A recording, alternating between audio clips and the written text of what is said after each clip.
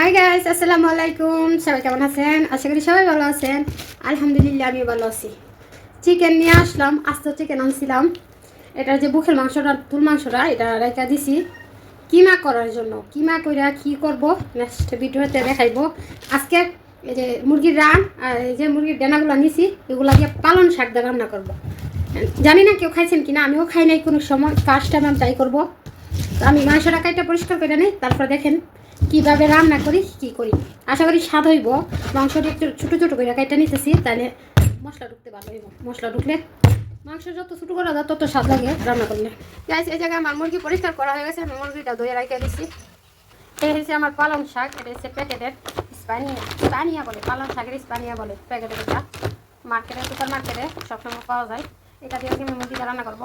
তরকারির জন্য আমি গরম মশলা পেঁয়াজ বাইরে নিলাম, পরিমাণ মতো আদা বাটা, রসুন বাটা, মশলাটা হালকা বাইরে বাকিগুলো মশলা দিয়ে দেবো। পরিমাণ মতো মশলা, গরম মশলা, ধনিয়ার ফাঁকি, জিরার ফাঁকি, হলুদ, মরিচ আর লবণ নিয়ে নিলাম।